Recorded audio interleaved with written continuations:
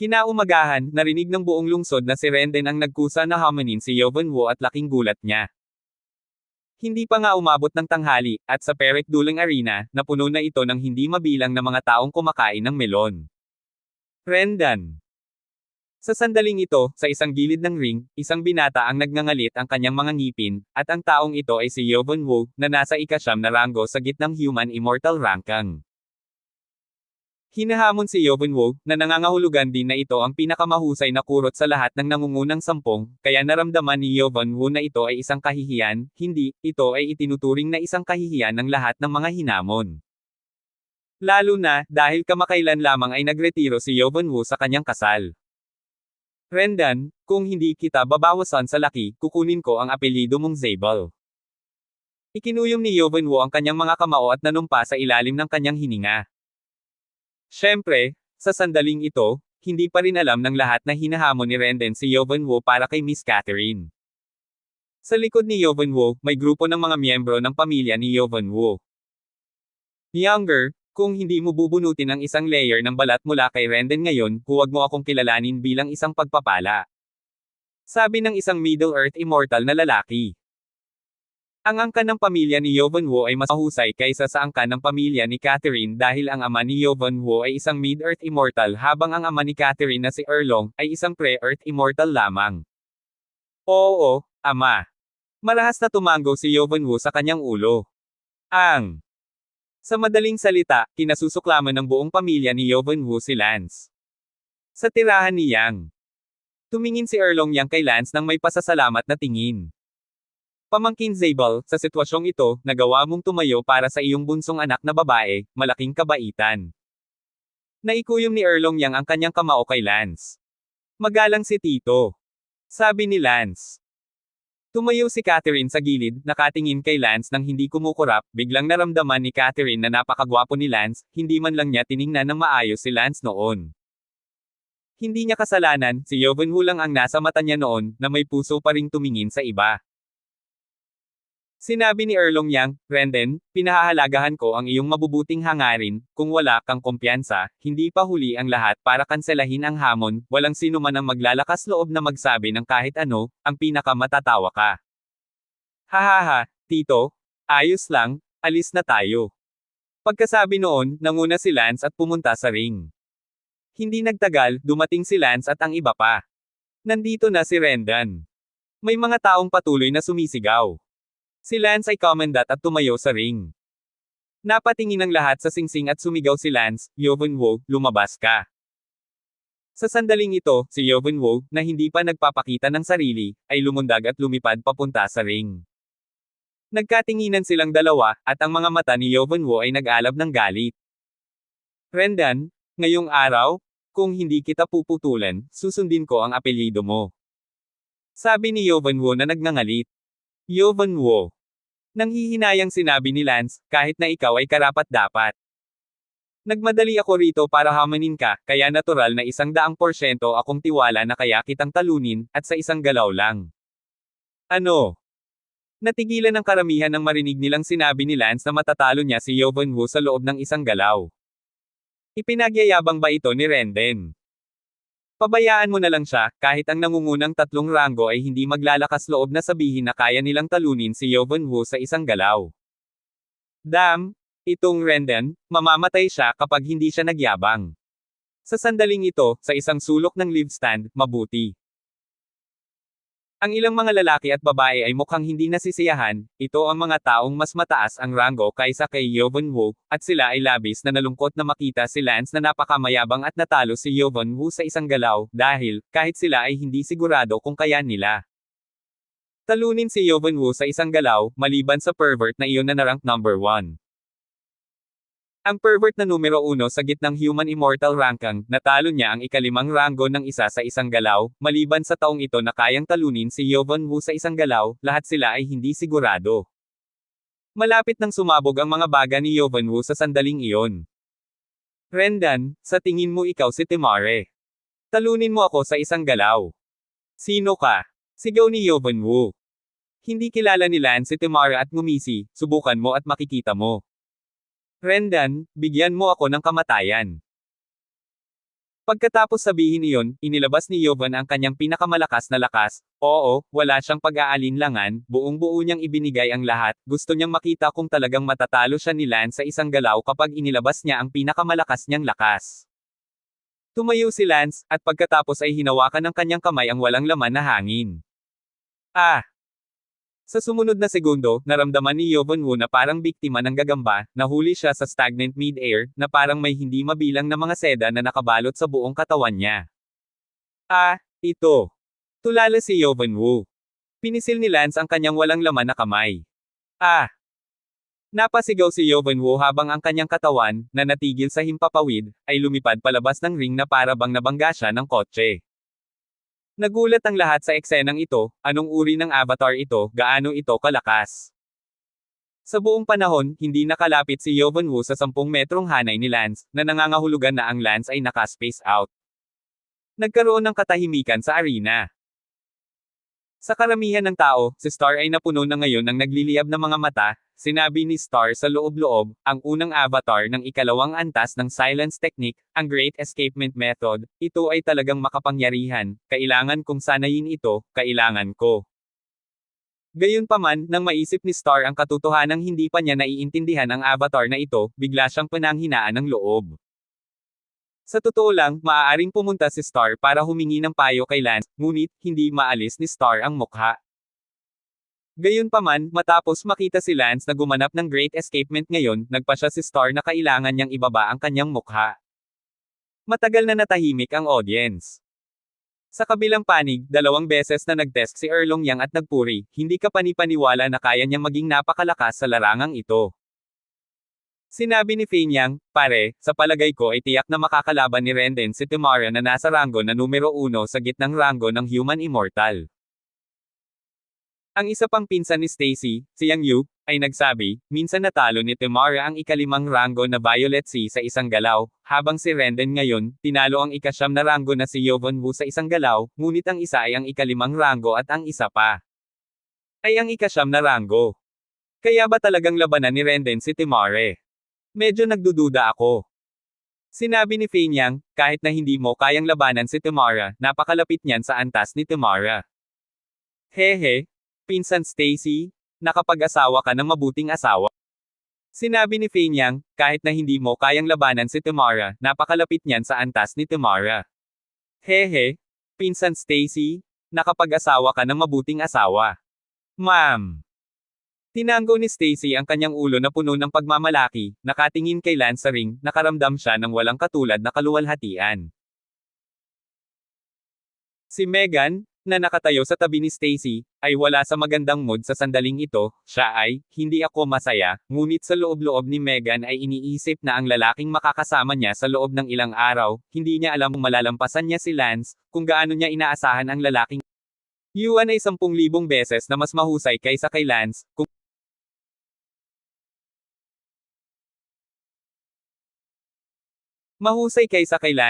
hindi, hindi na siya magiging katulad ni Stacy. Gayunpaman, ngayong si Lance ay kumikilos na parang isang toro, paanong hindi mag-aalala si Megan sa loob. Tumayo si Lance sa ring, tumingin sa paligid sa audience at sinabing, lahat, hindi ko hinahamon si Yovonwu ngayon ng walang dahilan. 2062. Sinamba lamang ng karamihan si Lance sa sandaling ito, kaya anuman ang sinabi ni Lance, nakinig ang karamihan, at ito ang pinakamagandang oras upang patunayan ang pagiging inosente ni Miss Catherine. Sinabi ni Lance, naniniwala akong alam ng lahat na si Yovonwu ay may kontrata sa kasal kay Miss Catherine ng Yang House. Gayunpaman, kahapon, dumating si Yovonwu upang umatras mula sa kasal sa isang babae, kung ano ang ibig sabihin ng reputasyon isang babaeng naiintindihan ng lahat. Ngunit ginawa ito ni Yovonwu ng walang pag-aalinlangan. Sinabi rin ni Yovonwu sa mga tagalabas na binawi niya ang kanyang kasal dahil nakikipag-hangout si Miss Catherine sa ibang lalaki. Dahil dito, hamanin ko ba siya? Ah, talaga o hindi? Hindi naman, talagang ganyang tao si Yovonwu. Ang daming nag-uusap. Si Yovonwu, na lumipad na sa singsing para magbuga ng abo, ay abala sa pagsigaw, Rendan, ang lakas ng loob mong akusahan ako, Catherine mo yang asong yan, halatang niloko niya ang sarili niya, at nilinis mo pa ang pangalan niya, ay. Isipin mo, ang object ng panloloko niya, ay ikaw. Ngumuso si Lance, Yovan-woo, hindi ko inaasahan na hanggang ngayon, nagpi-frame ka pa rin, wala ka ng bottom line bilang tao. Tinalikuran mo si Miss Catherine para habulin ang isang partikular na fifth-class overlord na babae. At mayroon ka pa ring lakas ng loob na akusahan ang mga tao. Manday man si Catherine o hindi, kumuha ka lang ng ilang babaeng doktor para suriin siya, maglakas loob ka. Salamat sa kanya. Ikaw, Brendan, huwag kang lalapit para sir-on ako dahil lang sinasamba ka ng lahat ngayon. Nakakatawa, karapat-dapat ka bang kusa akong pumunta para sir-on ka? Ikaw. Umuusok ang butas ng ilong ni Walker Edge. Sinabi ni Lance, lahat, mangyaring maniwala sa akin Zabel, si Miss Catherine ay hindi talaga ang taong iyon, at ngayong na-withdraw na ang kasal, ganoon din, si Yovan-woo ay hindi karapat-dapat kay Miss Catherine. May sumigaw sa karamihan, oo, hindi karapat-dapat. Hindi karapat-dapat, sa tingin ko, si Rendon lang ang karapat-dapat. Oo, dahil nagretiro na tayo, bakit hindi na lang natin pakasalan si Rendon, napakagandang babae, si Rendon lang ang karapat-dapat magkaroon. Marami sa mga lalaking sumamba kay Lance sa eksena ay sumigaw, at maraming tao ang nakakaalam tungkol sa kagandahan ni Catherine noon, at lahat sila ay naniniwala na ang isang magandang babae ay dapat maging karapat-dapat sa isang bayani. Sa karamihan ng tao, mukhang nahihiya si Catherine. Gayunpaman, mabilis ang tibok ng puso ni Catherine, hindi matapang na tingnan si Lance. Napahiya din sina Erlong Yang, Stacy at iba pa. Hindi ito masisisi sa mga naiinip na tao, talagang si Lance ang masyadong prominent, ang mga taong nag-iisip na ang mga magagandang babae ay dapat bigyan ng kanilang pag-aproba. Ngumiti si Lance at sinabi, huwag mo akong pagtawanan, mga kapatid, may pamilya na ako, at ang totoo, pinsan ito ni Catherine. Nako, sayang naman. Sayang naman, hindi nakapareha ang napakagandang Miss Catherine kay Mr. Zabel, hindi ko alam kung sino ang magiging mura ko. Anong biro, ang isang lalaki na may 3 asawa at 4 na babae ay wala, iminumungkahi ko si Senior Zabel, kahit na anong mga pinsan, isama mo sila. Biglang maraming nag-echo, sumisigaw ng oo, sama-sama silang lahat. Walang imak, sumigaw si Lance, sige, lahat, napatunayan ko ngayon ang pagiging inosente ni Miss Catherine, mangyaring huwag mo nang pakinggan ang masungit na mukha ni Yovan-woo, sige, wala nang dapat ikalat. Sa sandaling ito, isang boses ang lumabas, iniinsulto ang anak ko, sa tingin mo gusto mong umalis. Nagulat ang lahat at agad na tumingin, isang malakas na yumaong Earth Immortal ang dahan-daang lumipad palabas, ito ay ang ama ni Yovan-woo, si Logan Woo. Oh my God, pwede ba? Kikilos siya laban kay Rendon. Nang makita si Logan Woo na lumilipad palabas, natakot ang lahat ng tanga. Si Logan Woo ay isang Mid-Earth Immortal, kung ang isang malakas na tao ay kumilos, si Rendon ay mamamatay. Kahit si Erlong Yang, sa harap nitong Logan Woo, ay mamamatay ng walang libingan. Sa karamihan ng tao, ang mukha ni Erlong Yang ay nagbago ng husto, at syempre, sina Catherine, Stacy, at ang iba pa, ay lahat ay takot na puti. Sinabi ni Erlong Yang, kasuklam-suklam. Stacy abala, Uncle, ano ang gagawin mabilis mong tiyuhin ang asawa ko. Sinabi ni Erlong Yang, ang isang kuko ni Logan Woo ay maaaring mapuksa ang aking buong pamilya, paano ako makakapagligtas? Natakot si Stacy na mahimatay. Si Megan sa tabi niya ay nanginginig din ng puso, kahit na walang magandang relasyon si Megan kay Lance ngayon, ayaw din ni Megan na mamatay si Lance Nanginginig ang katawan ni Erlong Yang, talagang hindi ko inaasahan, ang kawalang hiyaan ni Logan Woo ay lampas sa imahinasyon, naisip ko na wala siyang mukha para lumabas at patayin si Rendon para sa ganitong uri ng bukas na hamon, ngunit hindi ko inaasahan. Nagagawin niya. Lumingon si Lance at nakita ang isang malakas na Mid-Earth Immortal, nanginginig si Lance sa loob. Tapos na, hindi naman pwedeng mamatay na siya, may lakas ba siya ng loob na hamanin ako ng lantaran at tapat? Ang Logan Woo na iyon ay nakatayo sa harap ni Lance, nakatingin sa kanya ng mapagpakumbaba, na parang langgam. Ngumuso si Logan Woo, Rendon, ininsulto mo ang anak ko at gusto mo pa ring umalis. Sinabi ni Lance, Senior, hinahamon ko si Yovan-woo ngayon sa paraang bukas at nasa ibabaw, at umiiral para gawin kung anong insulto. May sinabi ba ako tungkol sa pagiging isang hamon? Wala akong masasabi tungkol sa kababaan ng anak ko sa iyo. Gayunpaman, tungkol sa pag-alis ng anak ko sa kasal, halatang hindi kinaya ng asong si Catherine na iyon ang kalungkutan at natutulog sa isang ligaw na lalaki, ngunit naging itim at puti ka at sinabi na ang aking anak na lalaki ay iniwan si Catherine upang habulin ang iba, hindi mo ba iniinsulto ang aking anak sa pamamagitan ng paggawa nito? Sigaw ni Logan Woo. Sinabi ni Lance, hindi ako nagsasalita ng walang kaparerekon, Miss Catherine, sa katunayan, ay tapat sa kanyang salita at hindi kailanman lumabag sa kalahati ng mga patakaran. You think that what you say is what you are. Today, you insulted my son? Don't blame me, Woo, for being rude. Galit na sinabi ni Lance, Senior, sa dami ng taong nanunood, papatayin mo ba ako para sa iyong anak? Kakaiba ba ang pagpatay sa iyo, isang griffin? Paano kung napakaraming tao ang nanunood, pinapayagan mo bang insultuhan ang aking anak at hindi ako papayag na patayin ka? Isang malamig na liwanag ang kumislap sa mga mata ni Logan Woo. Sa sandaling ito, lumipad palabas si Erlong. Senior Longquan, magpakita ka ng awa. Nanalangin si Erlong Yang. Erlong Yang, naglakas loob ka pang tumakbo palabas, gusto mo ring mamatay ng magkasama, di ba? Senior Longquan, pasensya na, humihingi ako ng paumanhin sa ngalan ni Renden sa iyo. Oo, ang anak natin na si Catherine na hindi nagligtas sa sarili, hindi nakayanan ang kalungkutan at nakikipag-usap sa mga katulong. Ako, pasensya na, hindi karapat-dapat ang anak ko sa anak mo, patawarin mo sana si Rendan. Dumating na ang problema, nabali na lang ni Erlong Yang ang kanyang mga ngipin sa harapan at malunok ang mga ito sa kanyang bibig.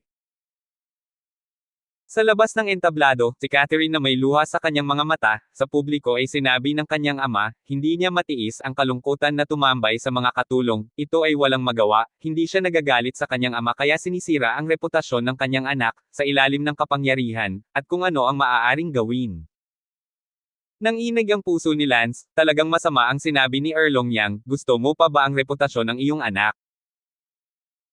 Sa wakas ay naunawaan ni Lance kung bakit si Catherine ay diborsyado, walang sino mang tumugis kay Catherine noon ang nangahas na magsalita para sa kanya, dahil ito ay makakasakit kay Logan Woo, maliban kung ito ay isang tao na hindi natatakot na masaktan si Logan Woo.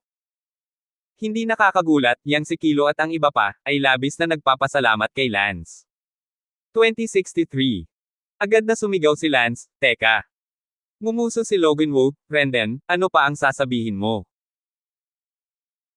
Sinabi ni Lance, lahat, mangyaring huwag makinig sa kalokohan ni Senior Erlong Yang, si Catherine ay tiyak na isang tamang babae, hindi kailanman sa ganitong uri ng tao, si Erlong Yang ay pinilit na magsalita tungkol sa kanyang sariling anak na babae upang mailigtas ang aking buhay, mangyaring maniwala ka sa akin, si Catherine ay isang mabuting babae.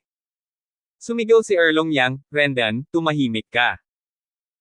Gumuhit ang mukha ni Logan Woo, hindi niya inaasahan na sa oras na ito, si Lance ay talagang magsasalita para kay Catherine ng ganito, maging ang ama ni Catherine ay sumuko na at siya ay nagsasalita pa rin ng mahigpit.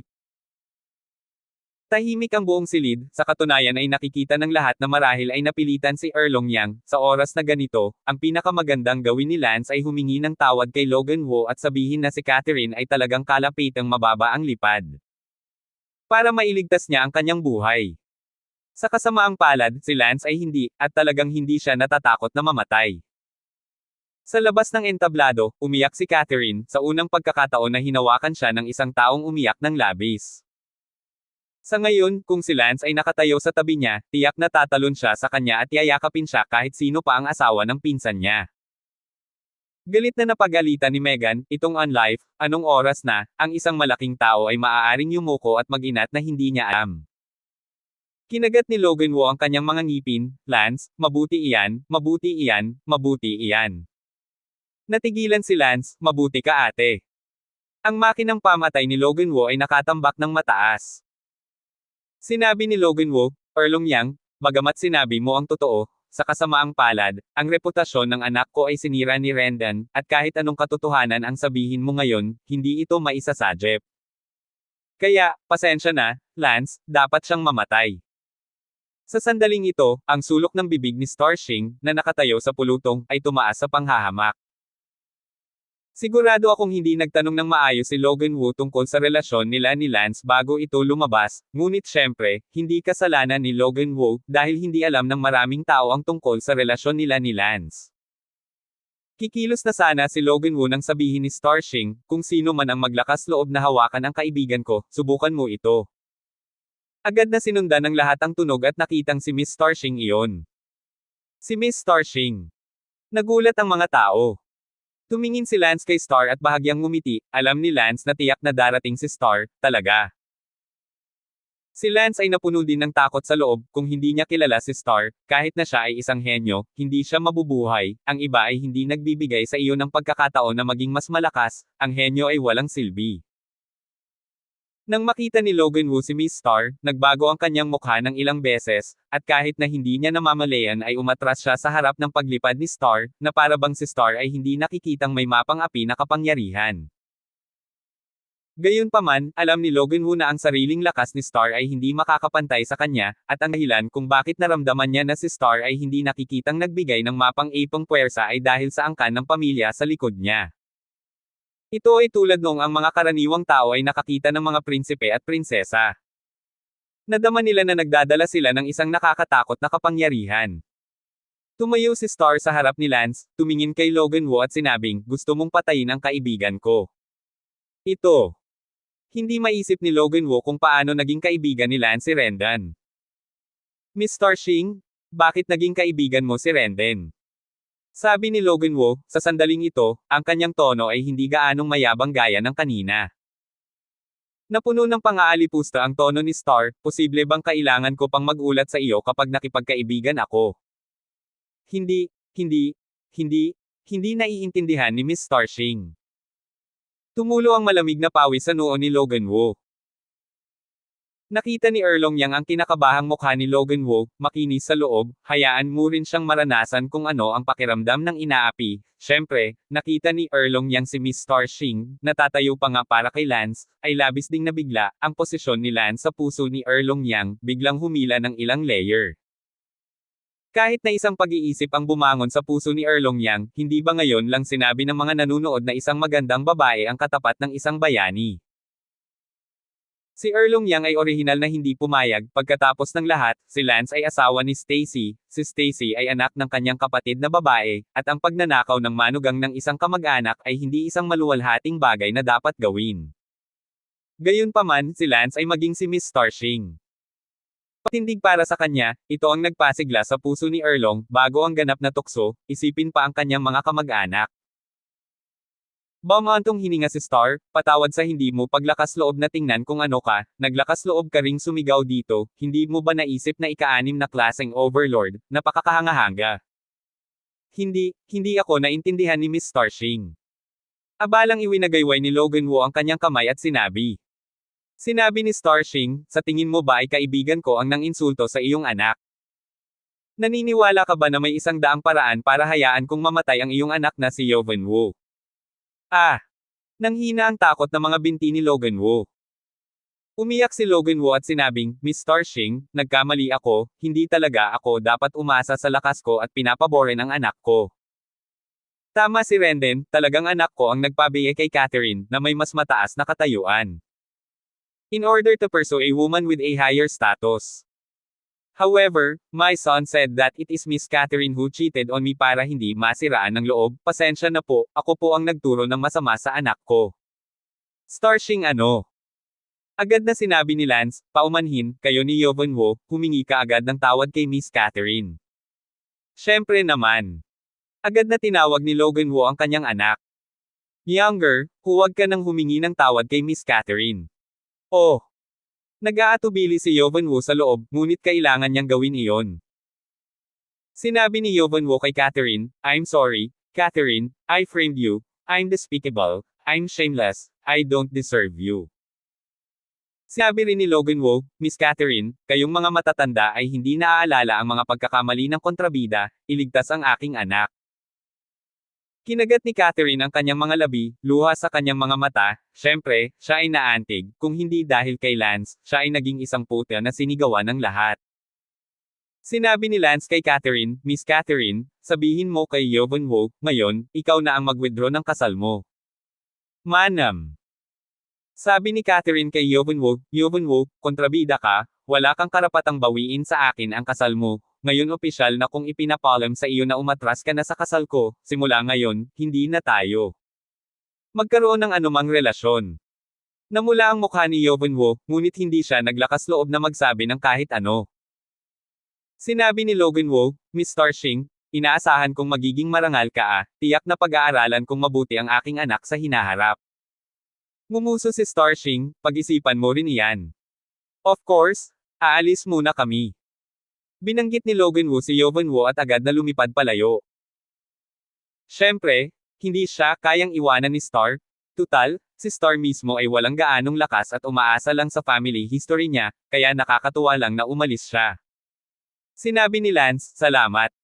Sige, aalis muna ako. Mabuti. Agad ding lumipad si Star, ayaw niyang maging sentro ng atensyon. Sumigaw si Lance, lahat, maghiwa-hiwalay tayo, salamat sa iyong suporta. Ang daming kumakain ng melon, kaya naghiwa-hiwalay, pero tiyak na magiging usap-usapan sa mga pangunahing tea house at restaurant ang nangyari ngayon. Si Erlong Yang ay nakaka-relax na ngayon sa loob, at yumuko kay Lance, nagsasabing, salamat, Mr. Zabel. Sige, hindi natin kailangang maging magalang, tiyuhin ka ni Stacy, kaya natural, tiyuhin ko rin kayo. Oo. Lumilipad ang isip ni Erlong Yang, hindi alam kung ano ang iisipin. Lumipad pababa si Lance at pumunta sa tabi ni Stacy. Nagkataon na katabi din ni Catherine si Megan. Gusto ni Stacy na tumalon sa mga bisig ni Lance, ngunit si Stacy ay nasa tamang oras para tumalon, at ang isa pang tao ay isang hakbang sa unahan. Si Catherine, ang sumigaw ng, Brendan, at pagkatapos, binaliwala ang mga tingin ng lahat, tumalon kay Lance at niyakap siya ng mahigpit. Ito. Tumingin si Lance kay Stacy at sa lahat na may inosenteng mukha. Napahiya si Stacy, habang si Megan, sa loob-loob na humihilik, pervert, sa tingin ko ito talaga ang gusto mo. 2064. Hindi hinayaan ni Lance na hawakan siya ni Catherine ng matagal at mabilis siyang itinulak palayo. Stacy, tara na, uuwi na tayo. Niyakap ni Lance si Stacy at nagmamadaling umalis. Tumingin si Catherine kay Lance na medyo nawala. Sabi ng isa sa mga kapatid na babae ni Catherine, ate, huwag mong kalimutan, asawa siya ng pinsan, hindi magandang magnakaw ng asawa sa kanyang pinsan. Hindi nagtagal pagkaalis ni na Lance at Stacy, isang batang lalaki ang tumakbo palapit kay Lance at sinabing, Kuya, may humiling sa akin na bigyan ka ng isang tala. Pagkasabi nito, ibinigay ng batang lalaki ang papel kay Lance. Pinulot ni Lance ang note, at nakita niya ang isang address na nakasulat sa note. Tinanong ni Lance si Stacy Chen, saan ang address na ito? 589 na Highland Street. Alam ko, ngunit ano ang ibig sabihin ng address na ito? Sinabi ni Lance, sa tingin ko dapat ay kung saan nakatira ang Thousand Extremities at ang iba pa, nahihiya akong sabihin na hindi ko pa sila hinahanap kahit na nakarating na ako sa Upper Felyama Continent ng napakatagal na panahon. Agad na pumunta si Lance sa address na iyon, sa pangunguna ni Stacy, dumating si Lance. Pagdating pa lang niya sa 589 na compound, nakita ni Lance si Natalia, Little Fire, Harleen, Lucy, Purple Pupil, at iba pa, nakababalik lang mula sa labas. Chichi. Lance, dumating ka kaagad. Masayang ngumiti si Talia nang makita niya si Lance, sa katunayan kara-rating lang nila. Pumunta ba kayo sa ring para panoorin din ako ng duel? Tanong ni Lance. Tama. Kung gayon, bakit hindi mo na lang ako hanapin sa halip na ibigay sa akin ang tala, at dahil nandoon kayong lahat, hindi ba mas mabuting hanapin ako ng personal? Natahimik si Lance. Nako, hindi kami mangangahas. Ibinaba ni Talia ang kanyang ulo at sinabi. Sinabi ni Little Fire, Brother Lance, napakalakas mo, napakalakas, pakiramdam namin, napakalaki ng agwat sa iyo, lalo na ang iilan sa kanila, lahat sila ay hindi karapat-dapat sa iyo, kaya hindi sila naglakas loob na hanapin ka tao, gusto lang nilang bigyan ka ng note, kung gusto mo pa rin sila, dahil darating ka, kung hindi mo na sila gusto, siguradong hindi mo sila papansinin, at iligtas ang iyong sarili sa kahihiyan sa personal. Kalokohan. Saway ni Lance. Matagal mo na akong sinusundan at sinasabi mo pa rin ang mga bagay na iyon, ako ang uri ng tao, tama, mas gugustuhin kung walang mawala dito kaysa sinuman sa iyo. Sabi ni Lance.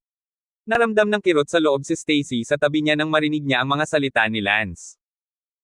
Si Talia ay abala sa pagsasabing, Lance, huwag kang magsalita ng walang kaparerekon, hindi magandang marinig ito ni Prinsesa Stacy.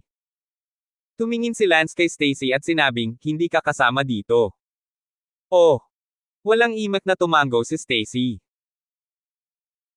Napangiti si Little Fire, Brother Lance, bilasan mo sa loob, nakahanap kami ng matutuluyan dito pagkarating namin sa Upper Faiyan Continent. Itong Upper Faiyan Continent ay talagang puno ng malalakas na tao, kaming mga immortal na cultivator, masyadong mababa ang status namin, kaya nabubuhay tayo sa maling panig. Kung gusto nating mamuhay ng mas sentral, dapat tayong manatili sa isang inn. Gayunpaman, may ilang mga inn na pinapayagan lamang ang mga immortal na manatili. Sinabi ni Lance, hindi mahalaga kung ito ay medyo malayo, dito na rin ako titira mula ngayon. Kuya Chen, pero huwag na, mas mabuting manatili ka sa bahay ni Uncle Stacy. Oo, siguradong nasaktan mo si Logan Wu ngayon, bagamat si Logan Wu ay hindi nang ahas na patayin ka ngayon, hindi ibig sabihin na wala siyang lakas ng loob na patayin ka ng palihim, hindi ligtas dito. Si Harleen at ang iba paabala rin sila sa pagpapayo. Tumango din si Stacy, asawa, balik tayo, ang talino mo, maraming taong naiinggit sa iyo, hindi talaga ligtas dito.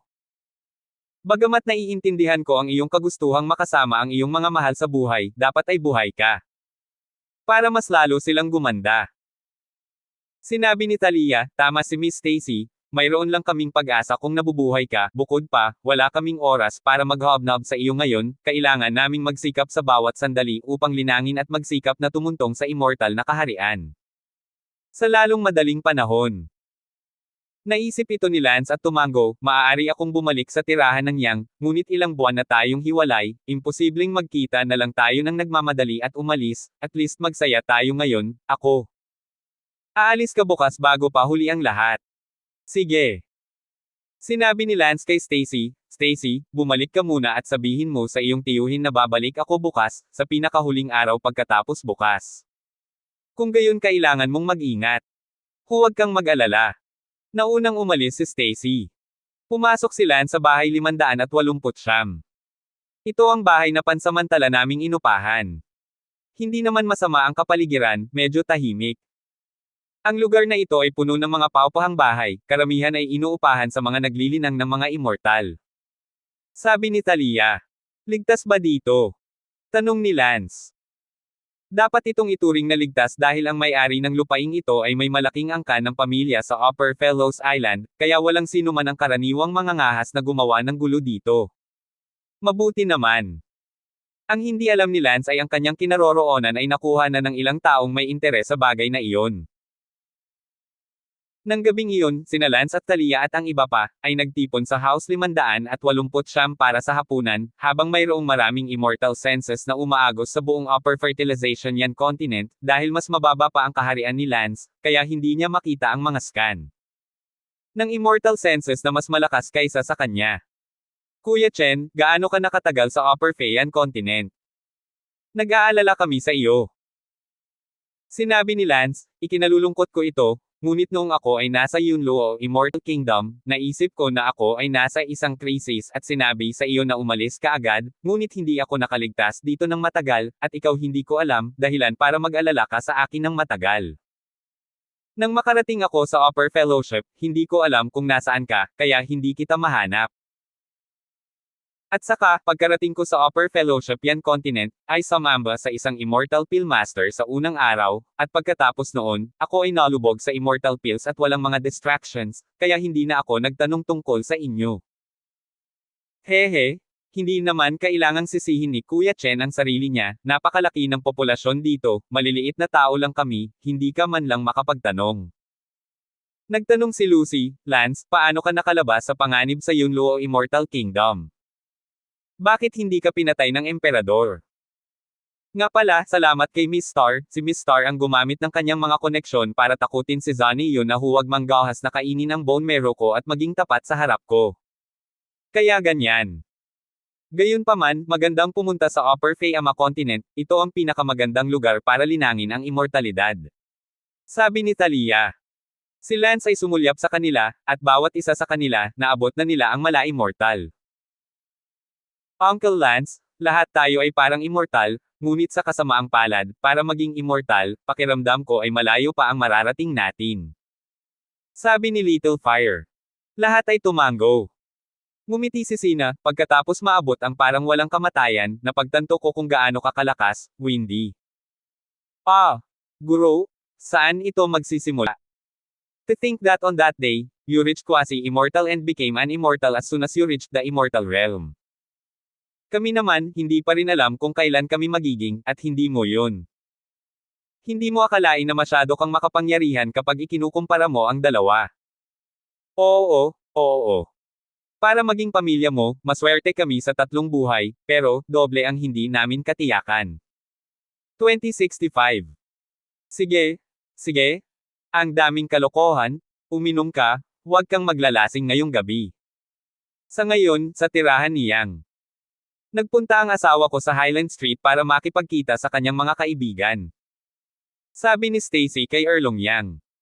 May mga kaibigan pa siya. Anong kaibigan? Sinabi ni Cloud Violet kay Lance ang tungkol sa nangyari sa mundo ng mga espiritu. Kaya umakyat siya mula sa mababang kaharian, hindi nakakagulat na napakalakas niya. Laking gulat ni Erlong Yang. Wala sa mga taong lumipad mula sa mababang kaharian ang mga natatanging tao, dahil ang kapaligiran ng paglilinang sa mababang kaharian ay 10,000 beses kaysa sa immortal na kaharian, at upang makapaglinang upang maging isang immortal sa isang malupit na lugar. Kung ano ang magagawa ng isang natatanging tao.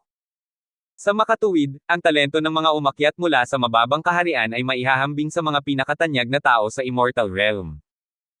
Saglit na nag-isip si Erlong Yang at sinabing, Rendon siya ay medyo impulsive. Bakit? Kung hindi ako nagkakamali, tiyak na hindi papayag si Logan Wu, marahil, mayroon na siyang immortal sense kay Rendon, at papatayin siya kapag nakahanap siya ng pagkakataon. Ano naman yon? Kahit na hindi natin siya patayin, natatakot ako na wala sa mga kaibigan ni Rendon ang mabubuhay, at mas magiging masaya si Logan Wu kung magagawa niyang miserable si Rendon. Tito, kailangan mong iligtas ang asawa ko. Stacy, wala talagang magagawa si Tito, kung ako ang kalaban ni Logan Wu, paano pa ako mahihirapan, isa siyang Middle-earth Immortal, Pre-earth Immortal ako lang. Isang langgam sa kanyang mga mata, kaya niyang lipulin ang aking buong pamilya sa isang daliri ng walang salita. Nag-aalala ako ngayon na hindi kayang patayin ni Logan Wu si Rendon at papatayin niya ako ng apoy. Pagkatapos ng lahat, si Rendon ay Miss Kaibigan ni Star Shing, ngunit hindi tayo. Gaano man kahalaga si Miss Star Shing, wala siyang pakialam sa ating Yang House, di ba? Natulala si Stacy, hindi inaasahan na hindi na-resolve ang bagay na ito, si Miss Starshing ay pumasok at nagligtas lamang ng buhay ni Rendon ng mag-isa. Napabuntong hininga si Erlong Yang, maling kalkulasyon ko ito, kung alam ko lang, huwag mong hayaang pumunta si Rendon para patunayan ang pagiging inosente ni Catherine. Ano ang pagiging inosente? Kahit na isakripisyo si Catherine, kaya mas mabuti kaysa ngayon, ang buong Yang House ay nakakaligtaan. Uncle, wala ka bang kaibigan na nakakakilala sa Mid-Earth Immortals? Hahaha. Naawa si Erlong Yang, Stacy, Mid-Earth Immortal, saan ka makikipagkaibigan sa akin, Pre-Earth Immortal, masyado kang nag-iisip.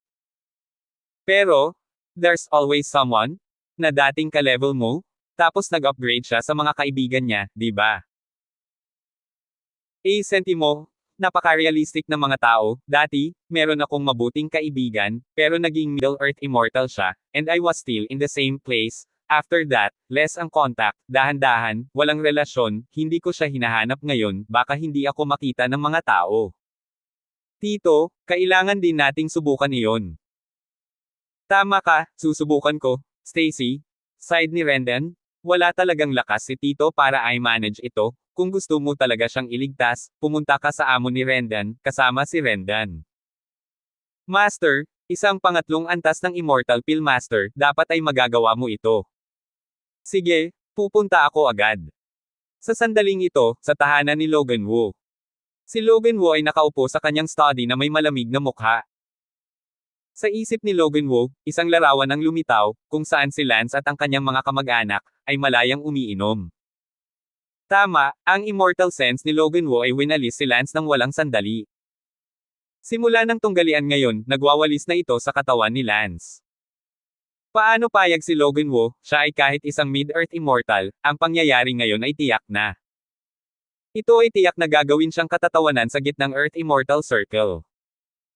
Rendan, kaya lumalabas na isa kang Ascendant, at marami kang iba pang miyembro ng pamilya, mabuti, mabuti. Ang mukha ni Logan Woo ay nakros.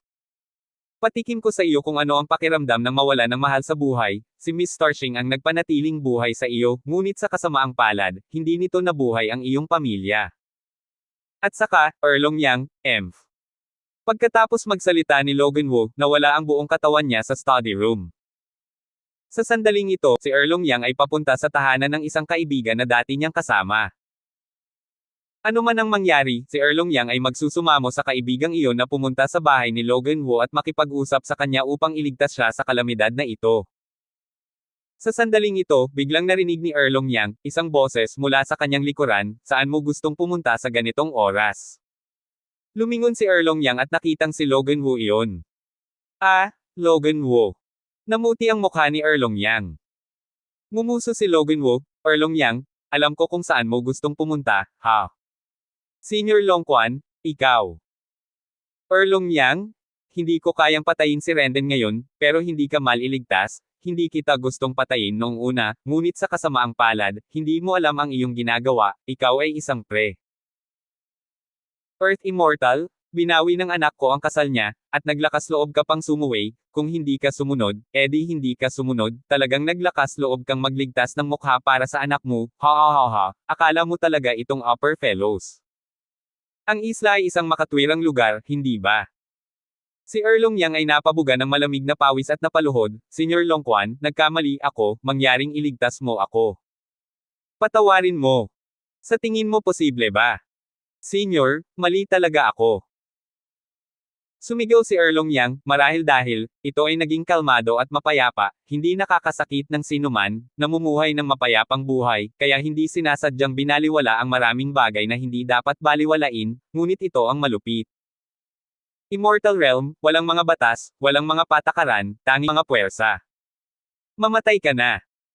Ayaw din ni Logan Woo na magsalita ng walang kaparerekon, pinigilan ng isang daliri.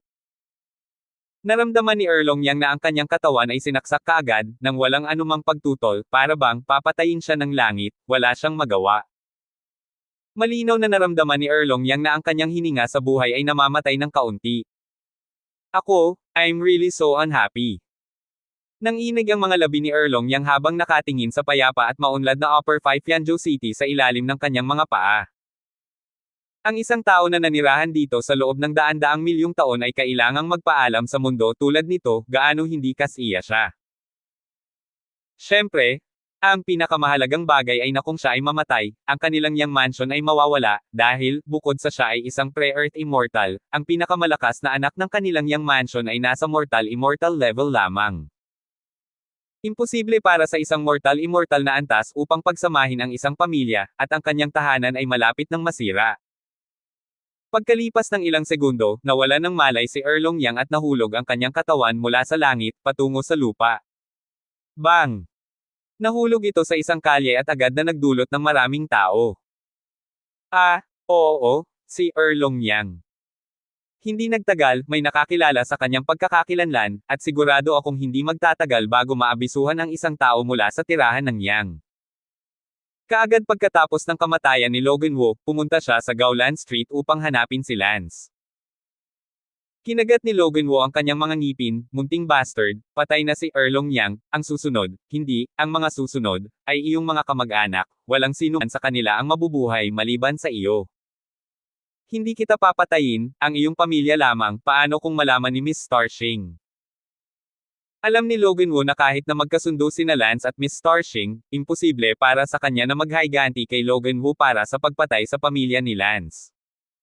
Kung tutuusin, siya, si Logan Woo, ay isa ring Mid-Earth Immortal at nagkaroon ng maraming kaibigan sa parehong antas, ang Star Clan ay hindi ang pinakamakapangyarihang pamilya, kaya imposible para sa kanya na makahanap ng gulo para sa pamilya ni Lance, at si Star ay hindi pa maaaring kumatawan sa Star Clan.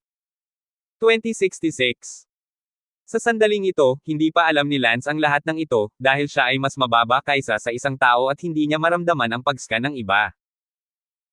Bagamat si Stacy ay nagmamadaling pumunta sa Star Clan para humingi ng tulong, ang resulta ay maiisip, ito ay hindi kahit isang bagay na maaari niyang ipasok, at ito ay walang kabuluhan.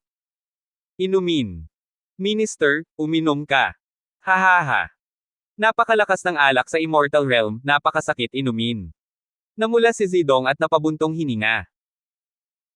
Ang alak ng immortal na mundo ay natural na hindi ang alak ng mortal na mundo, ang mga materyales na ginamit sa paggawa ng alak ay iba-iba, ito ay ganap na normal para sa mga immortal na malasing, ang alak ng mga mortal ay ginawa mula sa mga butil, ito ay hindi sa lahat.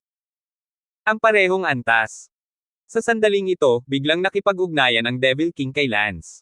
Lance! Sigaw ng Devil King sa isip ni Lance. Ah! Senior Demon King? Anong problema? You're still in the mood to drink, Terena, tumakbo ka na. Ano? Tumakbo, kunin ang lahat sa paligid mo at tumakbo, kung hindi ako nagkataon na wala akong Wally Sin sa iyo, masisira ka, isang Mid-Earth Immortal ay wawakasan ka, at siya ay malapit na sa iyo, wala pang isang minuto. Ah! Agad na naintindihan ni Lance. Agad niyang itinapon ang bote, sumigaw siya, tumakbo. Shen Chen, ikaw. Sumunod ka sa akin. Hindi na nag-isip pa si Lance at tumakbo na siya patungo sa pinto. Si Talia at ang iba ay hindi nagtanong ng napakaraming tanong at sumunod ng walang pagkaantala. Sa sandaling ito, sa malayong kalangitan, biglang kumunat ang mga kilay ni Logan Wu sa gulat, ano ang nangyayari? Hindi ba ito maalis? Oo, biglang hindi maska ni Logan Wu ang kanyang immortal sense. Ang munting bastard na ito, dapat ay mayroon siyang immortal na artifact na sumasangga sa kanyang immortal sense mula sa pag-scan, nagawa niyang protektahan ang aking mga scan, ang immortal na artifact na ito ay hindi dapat mahina. Pagkasabi nito, agad na binilisan ni Logan Wu ang pag-alis. Sinabi ng Devil King kay Lance, pumunta ka sa Hilaga, sa kabilang direksyon mula sa bisita, tinulungan na kitang protektahan ang kanyang immortal sense, hanggat naglalakad ka sa masikip na kalye, mahirap para sa kanya na makita ka. Sa mata. Okay, salamat, Senior Demon King. It's already this time of the day, at magalang ka pa rin sa akin. Hindi, kung hindi mo sinabi sa akin sa oras, natatakot ako. Pawis na pawis si Lance, napakadelikado. Ito rin ang kapalaran mo na nagkataon lang na nahanap kita. Sino ba talaga ang nasaktan mo, noong nakaraan ay Pre-Earth Immortal Emperor ito, sa pagkakataong ito ay isang Mid-Earth Immortal Powerhouse. Sabi ng Devil King. Pinagpapawisan din si Lance. Stising up para sa isang kaibigan, at ito ay nawi sa ganito. Gusto mo bang ipaalam ko kay Star at hilingin sa kanya na tulungan ka? Hindi, tinulungan na ako ni Starlot ngayon, ayokong abalahin pa siya ngayong gabi. Damn it, Logan Wu. Kinagat ni Lance ang kanyang mga ngipin. Sa sandaling ito, dumating si Lance sa isang kalye. Sinabi ni Lance sa kalsada, pumasok tayo sa inn at humanap muna tayo ng kwarto sa inn. Kuya Chen. Okay lang yan, di ba? Huwag kang mag-alala, tinutulungan ako ng mas mataas na kapangyarihan, ang bawat kilos ni Logan Wu ay kontrolado, bukod pa, dahil naprotektahan niya ang kanyang immortal sense, kahit na nakatayo siya sa ibaba ng inn, hindi niya tayo makikita. Maliban kung nakakakita ang kanyang mga mata, ngunit posible ba iyon?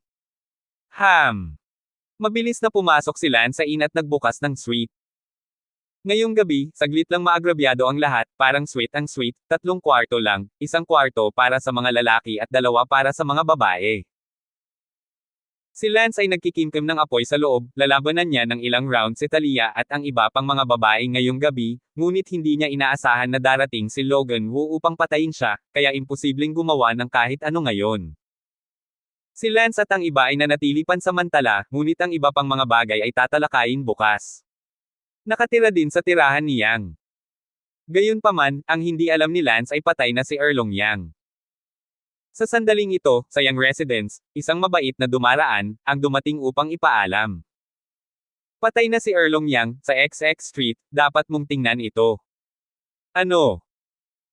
Natigilan, ang mga anak na lalaki at babae ni Erlong Yang ay natigilan ng ilang segundo bago sila nag-react, hindi nila akalain na darating ang araw na mamatay ang kanilang ama, ito ay isang bagay na hindi nila naisip. Hindi nagtagal, ang buong tirahan ni Yang ay umiyak sa langit.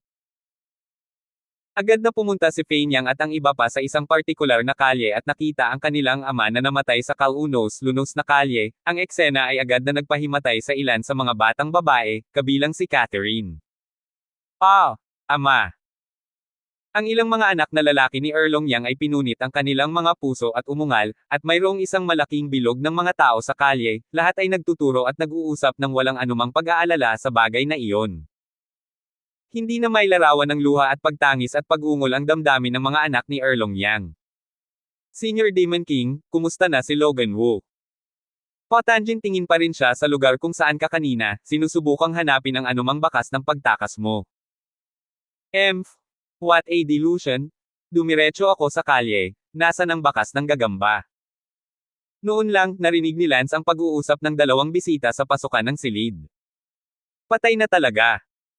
Nahulog mula sa langit, ang bangkay ay nahulog sa kalye, sayang, hindi bababa sa isang malakas na Earth Immortal, na pinatay nito.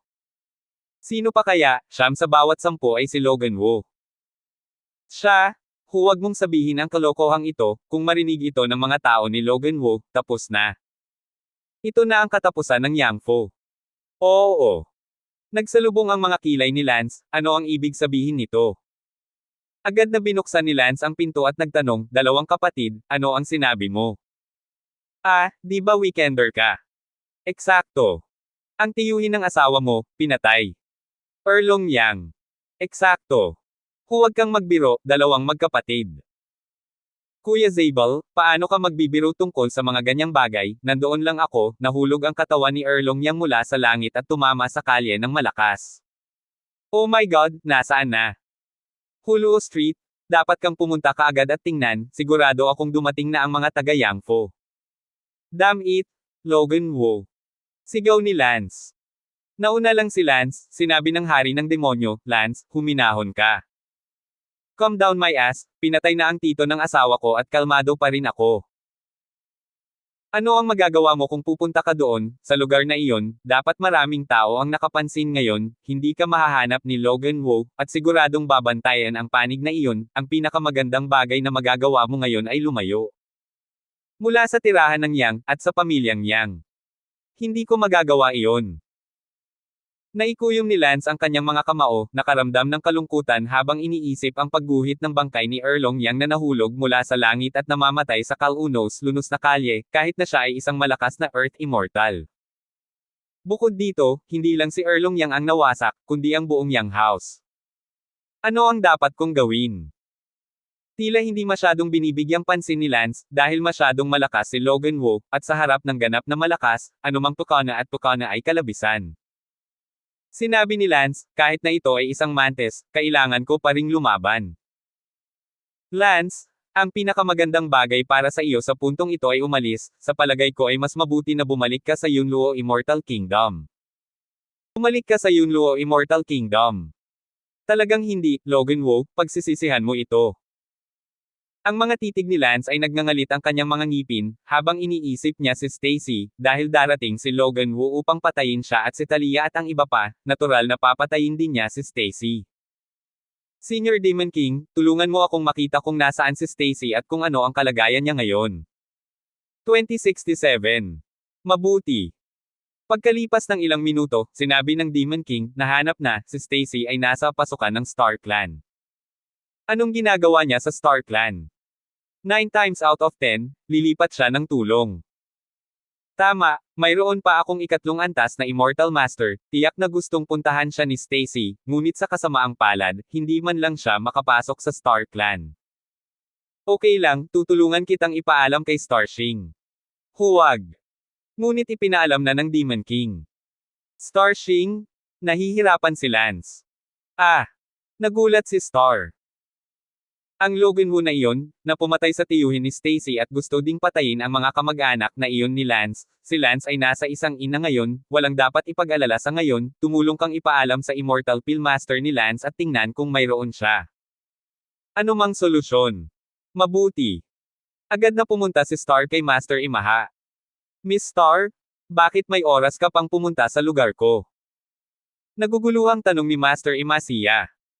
Master Sia, ang iyong disipulong si Renden ay nasa problema. Logan Wu.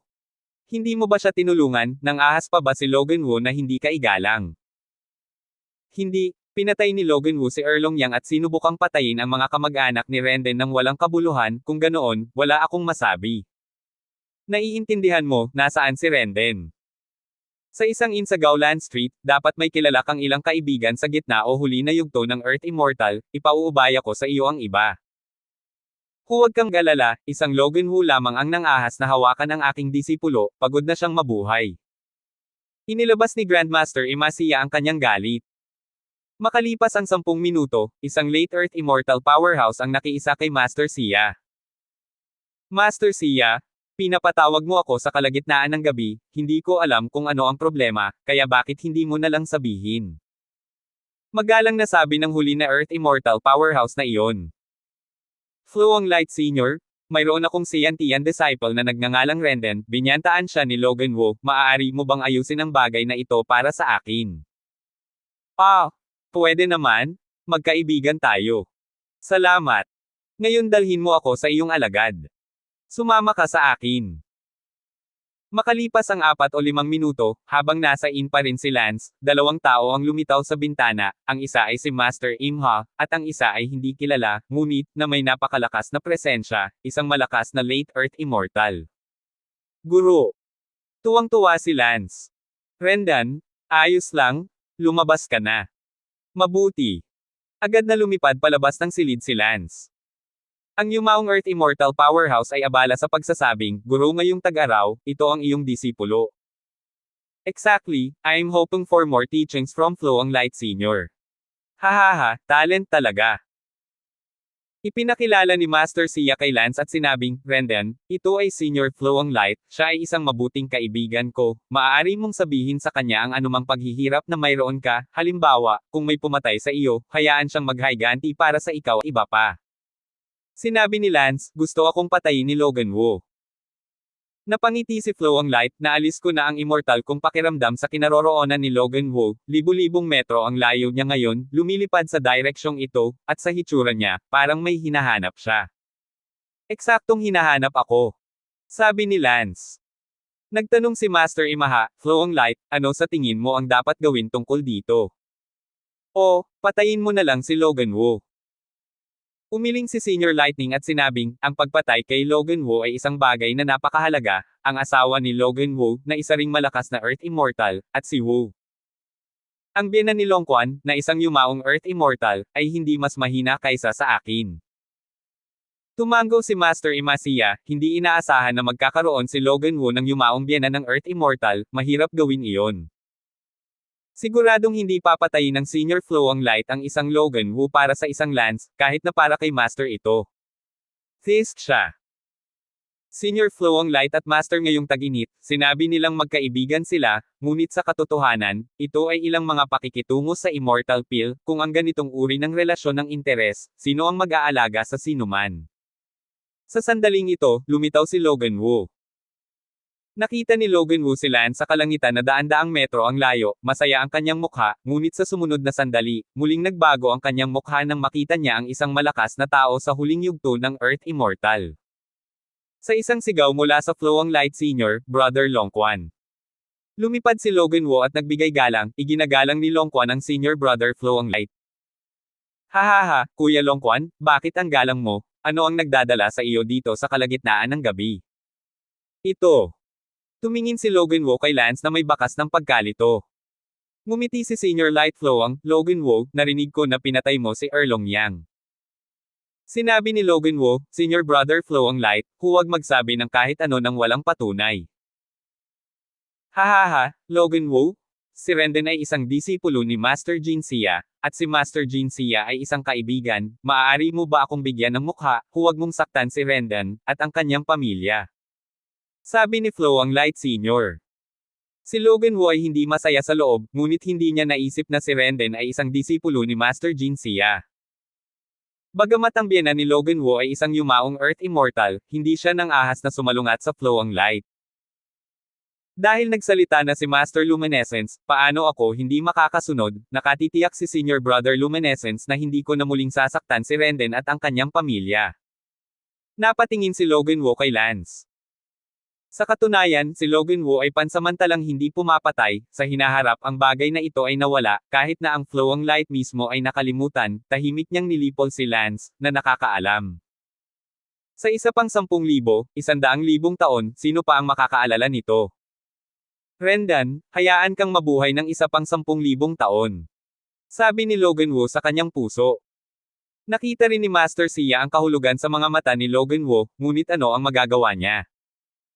Kung gayon, salamat, Kuya Wu, pumunta ka sa aking bahay para uminom ng tsaa kapag libre ka sa ibang mga araw. Okay, Senior Brother Flowing Light, aalis muna ako. Maging bisita ko. Tumingin si Logan Wu kay Lance sa huling pagkakataon, pagkatapos ay lumipad palayo. Sinabi ng Senior Flowing Light kay Lance, Renden, ngayon ay makatitiyak ka na, kahit sa loob ng 10,000 taon, hindi ka dapat mahawakan ni Logan Wu. 10,000 taon mula ngayon, kung mapapansin niya muli ang iyong atensyon, ikaw pwede kang bumalik sa akin, tapos ayos lang aalis muna ako. Salamat, Senior. Walang paalam. Lumipad palayo ang umaagos na liwanag. Sinabi ni Master Imaha, okay lang ngayon, 10,000 taon mula ngayon, kung hahanapin ka muli ni Logan Wu, pag-usapan natin ito. Mabuti. Ang 10,000 taon ay talagang napakaikling panahon para sa kanila na mga immortal. Hindi gaanong nagsalita si Lance, kung tutuusin, hindi niya ito sariling lakas, imposible para sa mga tagalabas na talagang paksain si Logan Wu para sa kanya. Bukod dito, si Logan Wu ay may yumaong biyenan ng Earth Immortal, at ang puwersang ito ay masyadong malakas. Lance ay maaari lamang magtanim ng mabuti, at kapag siya ay malakas, gusto niyang mamatay ang buong pamilya ni Logan Wu. Sinabi ni Lance kay Talia at sa iba pa, umuwi muna kayo, o umupa kayo ng bahay sa ibang lugar. Hindi ka namin kailangang mag-alala, pumunta ka at mag-abala. Sabi ni Talia, alam niyang nagmamadali si Lance sa tirahan ng Yang sa sandaling ito. Mabuti. Agad na bumalik si Lance sa tirahan ni Yang. Pagdating niya sa Yang House, ang Yang House ay umiyak sa langit. 2068. Lumakad si Lance sa isang malaking bulwagan ng tirahan ng Yang, tanging isang kabaong ang nakita sa gitna ng bulwagan, at sa loob ng kabaong, nakahiga ang isang bangkay, na si Erlong Yang. Sa paligid ng kabaong, may isang grupo ng mga anak ni Erlong Yang na nakaluhod, habang sa ibaba, may mga hanay ng mga tagapaglingkod ni Yang House na nakaluhod. Sina Stacy at Megan, na nakaluhod din sa ilalim ng kabaong, si Stacy ay malungkot ding umiiyak, at para kay Megan, ang kanyang mga mata ay namumula. Noong una, sa loob ng ilang araw, inaayos sana ni Erlong Yang na makipagkita si Megan sa taong iyon sa isang blind date, ngunit ngayon ay mabuti na lang at patay na siya. Nang makita ng lahat si Lance na pumasok, ang ilan sa mga anak ni Erlong Yang, ay agad na itinutok ang kanilang mga sibat kay Lance at sinabing, ito ay dahil sa iyo, kung hindi mo kailangang humingi ng hustisya para kay Catherine, ang aking ama ay hindi namatay ka, dahil sa iyo. Si Lance ay hindi nakipagtalo, sa katunayan, kung hindi siya naging maingay, walang anumang mali. Siyempre, hindi siya lubos na masisisi, bagamat naghanap siya ng hustisya para kay Catherine, ngunit ang bagay na ito ay alam din ni Erlong Yang mismo, alam ng buong Yang House, sa oras na iyon ay hindi ito pinigilan ng lahat, sa halip ay naisip nila na si Lance ay napakamatuwid, ngunit ngayon ay hindi patas na sisihin si Lance kapag may nangyari. Ilang beses na yumuko si Lance kay Erlong Yang at sinabing, Tiyo, magandang paglalakbay, ang paghihiganti mo, isinusumpa kong ipaghihiganti kita, gagamitin ko ang buhay ng buong pamilya ni Logan Wu para bayaran ito, ngunit bigyan mo ako ng oras. Gagawin ko. Sinabi ni Lance sa mga anak ni Erlong Yang, nagluluksa kayo, kung may kailangan akong gawin, mangyaring huwag mag-atubiling gawin ang utos ko. Don't cry cat and fake mercy. Sabi ng isang lalaki. Hindi nagsalita si Lance at tumalikod at naglakad palayo. Gayunpaman, hindi pa nakakalabas si Lance sa daemon nang ang isang katulong mula sa labas ay nagmamadaling pumasok at sumigaw, lahat, tumakas, narito si Logan Wu. Ah! Napailing ang lahat. Nagbago ang mukha ni Lance at abala siya sa pagsasabing, lahat, talagang gustong putulin ni Logan Wu ang damo at patayin kayong lahat. Anak, Hikbi. Agad na sumigaw si Fei Yang at ang iba pa, walang magawa. Sinabi ni Lance, bilasan mo, sumama ka sa akin, huwag kang magkalat, sundan mo ako ng malapitan. Pagkasabi noon, hinailan ni Lance ang kamay ni Stacy at tinungo ang likod bahay ng tirahan ng Yang. Agad na sumunod ang 12-dosenang mga bata ni Erlong Yang nang walang paabi, umiiyak sila habang sinusundan si Lance. Nakipag-ugnayan si Lance sa siyam na daw Demon King upang tulungang protektahan ang walang kamatayang kamalayan ni Logan Wu, at pinangunahan sila ni Lance na tumakas mula sa Yang Mansion. Kinuha ni Lance ang Yang Mansion at lumiko sa kaliwa at kanan sa looban, ngunit hindi sa direksyon ng pintuan sa likod. Nagtanong si Stacy, saan ka pupunta? Hindi ba sa likod ng pinto? Sino bang nagsabi sa iyong pumunta ka sa likod ng pinto? Yun lang ang paraan para mamatay ka, huwag ka nang magtanong, sumunod ka sa akin at huwag kang umimik. Oh! Kinakabahang sinundan ng lahat si Lance, hindi nang ahas na magsalita, dahil kahit na ang walang kamatayang kamalayan ni Logan Wu ay natatakpan, nakakarinig siya ng mga boses, kung sakaling marinig niya ang mga boses nila, mahahanap niya ang mga ito sa lalong madaling panahon. Si Logan Wu, sa kabilang banda, ay hindi naisip iyon, at pumasok siya sa pangunahing bulwagan sa isang iglap ngayon. Sa pangunahing bulwagan, mayroon lamang isang kabaong, lahat ay tumakas, at sa loob ng kabaong, ang bangkay ni Erlong Yang ay nakahiga pa rin doon.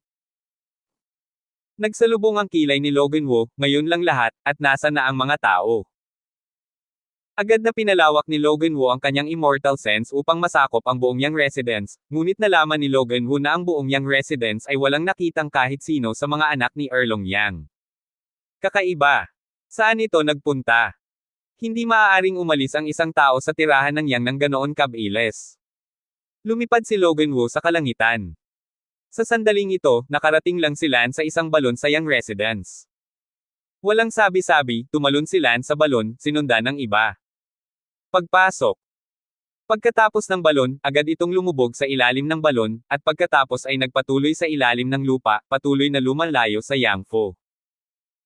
Naroon ang immortal sense shield ng Demon King, at ang ilalim ng lupa ay hindi nakikita ng mata, kaya talagang hindi ganoon kadali para kay Logan Wu na matuklasan ito sandali. Gaya ng inaasahan, naghanap si Logan Wu ng 10 minuto, at ang buong Yang residence ay nabaligtad, ngunit hindi niya nakita ang mga anak ni Erlong Yang, ilang mga katulong lamang na tumatakas. Rendan, dapat ikaw iyon. Malamig ang tingin ni Logan Wu. Sa oras na ito, si Lance at ang iba pa, na nakapunta na sa malayong lugar, ay lumabas sa isang lugar sa isang malayong kalsada. Sinabi ni Lance, lahat, ngayon ay hindi na kayo makakauwi. Pumunta sa ibang lugar, magsimulang muli, gawing lakas ang inyong kalungkutan, at balang araw, naniniwala akong mapapatay ninyo ang inyong mga kaaway. Sa kondisyon na ito ay nasa harapan ko. Wow! 12-dosenang mga tao ang umiyak, isang magandang tahanan ang nawala, at hindi na sila nakabalik sa lungsod na ito. Huwag kang umiyak, hindi ngayon ang oras para umiyak, kung hindi tayo aalis, matatapos ito kapag nalaman ito ni Logan Wu. Walang magawa, 12-dosenang mga tao ang mabilis na nagtungo sa hangganang suburb ng Upper Fernia pagkatapos. Tanging sina Lance, Stacy, at Megan lang ang naiwang nakatayo sa pwesto. Umiyak at kumaway si Stacy sa kanyang mga pinsan at pinsan. Gayunpaman, umiiyak si Catherine habang naglalakad, lumalakad ng ilang hakbang at lumingon kay Lance, ang kanyang mga mata ay tila puno ng pag-aatubili. Sa isang palm ngayon, hindi ko alam kung may pagkakataon pa bang magkita. Sa huli, nawala silang lahat sa gabi. Si Lance at ang kanyang 3 tauhan ay nakatayo doon, ang kanilang mga puso ay walang katulad na mabigat. Logan Wu. Kinagat ni Lance ang kanyang mga ngipin at nagsabi ng 3 salita, pagkatapos ay lumipad patungo sa direksyon ng Star Clan. Sina Stacy at Megan ay maaari lamang sumunod kay Lance. Makalipas ang 10 minuto, nakarating na sila sa gate ng Star Clan. Sinabi ni Lance, kayong dalawa, manatili muna kayo sa akin sa Star Clan, kung saan naninirahan si Master Xia ngayong taon, at pag-uusapan natin ang natitira pagkatapos. Ipinakita ni Lance ang kanyang token at maayos na dinala sina Stacy at Megan sa loob ng Star Clan, sa tirahan ni Master Ima Xia. Ang Master Imaha ay isang tirahan na may malaking sukat, na walang kakulangan ng 1 o 2 silid. Sige, Renden. Huminahon ka at kalimutan mo muna ang bagay na ito, huwag kang maging pabigat. Alam ko. Gawing kapangyarihan ang puot, kapag natamo na ang kapangyarihan ay mayroon kang karapatang maghayganti. Mula ngayon, dapat ka ring maging mas maingat at hindi gaanong ipakita ang iyong talento sa hinaharap. Kung mas malakas mong ihayag ang iyong talento, mas si Logan Woo gusto kitang patayin. Logan Woo. Kumuyam at nag-click ang mga kamao ni Lance. Mabilis na nakatulog si Lance. Kinabukasan, ginawa ang normal na alchemy na parang walang nangyari. Sinabi ni Stacy, asawa, kami ni Megan, palagi na ba kaming nakatira dito? I don't know how to arrange you guys, pero sa upper first kayo yon, wala na ba kayong ibang kaibigan? Wala na, maliban sa tiyuhin ko na pinakamalapit, iilan pa ang kaibigan ng tatay ko, pero magkaibigan lang sila, hindi kamag-anak. Bakit hindi muna kami bumalik ni Megan sa Yonluo Immortal Kingdom? Mungkahi ni Stacy. Tanong ni Lance, ano ang ginagawa ngayon ni Megan? Natulala. Stacy, nalulumbay din si Megan, aayusin sana ng tiyuhin ko na magkita sila sa isang blind date sa loob ng ilang araw, ngunit ngayon ay patay na ang tiyuhin ko. Tanong ni Lance, ako ang may pananagutan dito, alam mo ba ang pangalan ng lalaking nakipag-blind date kay Megan? Ako na ang mag-aayos para sa kanya. 2069. Kaya mo bang ayusin iyon? Tumingin si Stacy kay Lance na may pagdududa. Sige, anong pangalan? Mula sa sinabi ng aking tiyuhin, ang kanyang pangalan ay Walter Zhu, at siya ay isang huling yugto ng Human Immortal. Sinabi ni Lance, noong ako ay nasa Yunluo Immortal Kingdom pa, narinig kong sinabi mo na ang taong ito ay nirerango sa nangungunang ilan sa mga namayapang Human Immortals, tama ba? Oo. Pero hindi na ako nag-abala pang alamin kung totoo ito o hindi, dahil tumanggi si Tio na magsabi ng anuman sa takot na si Megan ay hindi makapagpigil at magkusa, hanggang sa kahapon, kung kailan. Palihim na sinabi sa akin ni Uncle ang tungkol dito. Hindi pa rin alam ni Megan kung sino iyon. Nako, maganda rin ang tono ni Megan, buti na lang makaharap siya sa isang napakalakas, kung talagang magtagumpay siya sa isang blind date. Oo, itong Walter, hindi lang siya ang nasa taas, kundi pati na rin, ang lahi ng pamilya niya ay hindi kasing ganda, sa sinabi ng tiyuhin ko, isa itong panglimang Panginoong pamilya. Isang fifth rank overlord family, iyon ay isang pamilya ng late Earth immortal powerhouses. Manam. Tumango si Stacy. Medyo nabigla si Lance, at sa loob-loob niya, hindi siya naniniwala na si Megan ay talagang makakasal sa pamilya ng isang late Earth immortal powerhouse. Okay. Ako na ang bahala sa usaping ito tungkol sa blind date ni Megan, at gagawin ko ang lahat para mapadali ito. Sabi ni Lance. Ma'am, ngayon ang ating Yunluo Immortal Kingdom ay nawala ng aking tiyuhin upang makahanap ng isang katulong, kaya ang kasal ni Megan ay dapat na magtagumpay. Kung ito ay magtagumpay, ang ating Yunluo Immortal na bansa ay magkakaroon ng ikalimang klase ng overlord na pamilya upang suportahan ito. Sabi ni Stacy nang may pag-asa. Tumango si Lance. Si Lance ay lumabas ng silid, si Megan ay talagang nakatitig. Sinabi ni Lance, Megan, huwag kang mataranta. Sinong natutuliro, masyadong nag-iisip. Don't be sophomoric, I know you're waswasak and depressed because of the blind date. But don't worry, I'll take charge of this matter and arrange it for you. Megan trailed off, bakit gusto kong managot ka dito, hindi kita magulang. Ngayong patay na si Erlong Yang, ako ang pansamantalang magulang mo, kailangan mong makinig sa akin. Kilala mo ba kung sino ang taong naka-blind date ko? Tanong ni Megan, bago pinatay ni Erlong Yang ang kanyang gana sa pamamagitan ng hindi pagsasabi, ang alam lamang na ito ay isang huli na human immortal na nangunguna sa ranggo. Oo, alam ko, pero hindi ko masabi sayo. Bakit? Naku, maniniwala ka ba kung sasabihin ko sa iyo na natatakot akong hindi mo kayang tiisin ang kalungkutan at pumunta sa kanya ng iyong kusa? Maligaw ka, ikaw naman ang gago.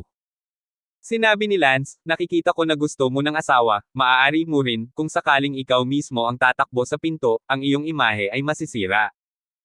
Lance, pinapahiya mo ako. Hoy, alam mo pa ang pangalan ko sa buhay na ito. Sa tingin mo ito ay isang uri ng sikreto. Sige, wala nang kalokohan sa iyo, maghintay ka rito, tutulungan kitang ayusin ang iyong blind date. Sabi ni Lance at umalis. Huminto si Megan, ngunit talagang napuno siya ng pananibik sa loob. Lance, saan ka pupunta? Sa di kalayuan lang mula sa tirahan ni Master Sia, may tinawag si Lance. Paglingon niya, si Miss Starshing iyon. Kilalanin si Miss Starshing, hindi ko pinasalamatan si Miss Starshing sa nangyari kahapon. Naku, hindi na kailangang maging magalang sa pagitan mo at sa akin, Lance, hindi ko alam kung libre ka ngayon. Pakisabi kung ano ang iniutos ni Miss Star. Iyon, gusto kong talakayin sa iyo ang tungkol sa ikalawang antas ng Great Escapement of the Silence Technique. Siyempre, para maging mas tumpak, humihingi ako ng payo sa iyo. Medyo mahirap sabihin si Star, ang sabi ni Lance heart fluttered when he saw her looking like this, she's really beautiful.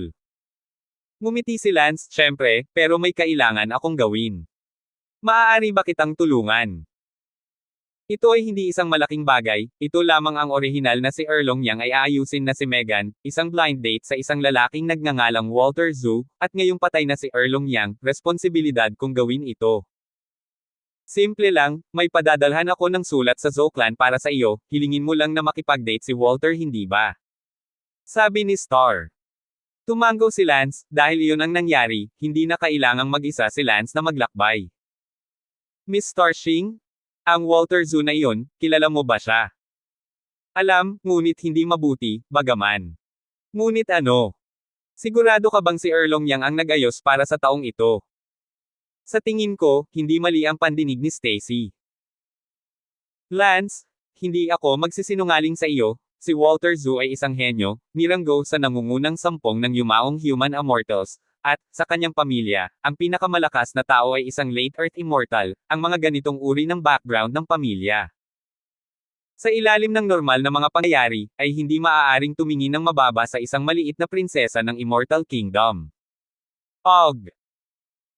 Tulad ng alam mo, ang anumang kapangyarihan sa Immortal Realm ay nais na makahanap ng isang mas malakas na patron, at kahit na hindi sila makahanap ng isang mas malakas, hindi nila nais na makahanap ng isang mas masahol pa, kahit na sa isang pantay na katayuan. At si Megan ay ilang antas sa ibaba ng linya ng pamilya kumpara kay Walter Zhu. Ewan ko dyan, bagamat katamtaman ang angkan ng pamilya ni Megan, maganda siyang babae. Tama, ang pagiging kaakit-akit ng isang magandang babae ay maaaring mabawi ang maraming mga kakulangan sa linya ng pamilya. Pagkatapos ay inutusan ni Star Roman ang kanyang alipin na magpadala ng sulat kay Zhu, kay Walter. Masaya rin si Lance sa pagiging malaya. Pagkatapos noon, pumunta si Lance sa cultivation room ni Star at nagsimulang turuan si Star sa Great Escapement Method. Ang pagtuturo na ito ay para sa isang buong araw, hanggang sa madilim. Lance, kain na tayo bago tayo umalis. Hindi, Miss Starshing? Babalik na lang ako. Ay, mabuti, kung gayon hindi kita guguluhin, salamat. Hindi na kailangang maging magalang. Bumalik si Lance sa tirahan ni Master Sia. Husband, bumalik ka na. Nakaayos na ba kayo para sa blind date? May balita ako bukas. Mabuti, sasabihin ko kay Megan ang magandang balita. Tumakbo si Stacy sa takot. Gayunpaman, si Lance ay naiwan na may kaunting bukol sa kanyang puso. Sa sandaling ito, sa bahay ni Walter Zhu. Tumingin si Walter sa sulat at tumawa hihihi, akala ko once na namatay si Erlong Yang, mawawala na itong P, parang ang P na dapat sa akin ay akin na lang, hahaha. Pagkatapos tumawa, itinapon ni Walter Zhu ang sulat at bumantong hininga, babae, akala ko interesado talaga ako sa iyo, nabalitaan ko lang na maganda ka at gusto mo itong paglaruan. Hindi tumitingin sa uri ng pagkakakilanlan mo, hindi ko inaasahan, patay na si Erlong Yang, at nagkusa ka pa ring pumunta dito. Agad na tumugon si Walter Zhu sa isang liham na nagsasabing, magkita tayo sa Sky General Building kinaumagahan. Pagkatapos, pinabalik ni Walter Zhu ang sulat kung saan ito dumating. Kinabukasan, natanggap ni Lance ang sulat, na ipinadala ng kasambahay ni Star. Nagkita tayo sa Heavenly General's Tower. Tanong ni Lance sa kasambahay, ano ang Heavenly General's House? Ito ay isang inn, na may parehong mga lugar upang kumain at uminom ng tsaa, pati na rin ang mga lugar upang manatili. Oh! Agad na nakipag-ugnayan si Lance sa Demon King, Senior Demon King, bigyan mo ako ng pabor. Sabihin mo. Tulungan mo akong tingnan ang isang lalaking nagngangalang Walter, gusto kong malaman kung gusto niya talagang makilala si Megan sa isang blind date. Mabuti. 2070. Makalipas ang kalahating araw. Lance. Senior Demon King, nandito na ako, paano na, may nahanap ka ba? Nabalitaan ko lang, na sinabi ni Walter sa isa sa kanyang mga utusan na magkakaroon siya ng isa pang magandang babae na makakasama niya bukas. Sinabi rin niya na sa pagkakataong ito ay makikipaglaro siya sa kanila ng ilang taon bago sila itapon, kunwari ay umibig kay Megan, at barilin mo lang sila kapag napagod na siyang makipaglaro sa kanila. Ano? Kapag yun talaga ang sinabi niya. Ano bang pinagsisinungalingan ko sa'yo? Anak ng asungot. Galit na galit si Lance, siguradong tama si Starshing, hindi karapat-dapat si Megan, ngunit walang pakialam si Walter, may mali sa 9 na beses sa 10. Kaya ipagpapatuloy mo pa ba ang pagpapakilala kay Megan sa Walter Zoo na iyon ngayon? Hindi naman ako tanga, mas gugustuhin kung manatili at maglaro ng mag-isa kaysa hayaang mapagod si Walter sa paglalaro at pagpatay. Sabi ni Lance. Haha, medyo matapang na ideya iyon. Sige, maiwan ko muna kayo, kailangan kong makausap si Stacy. Okay. Natagpuan ni Lance si Stacy. Asawa, ano ang maipaglilingkod ko sa iyo?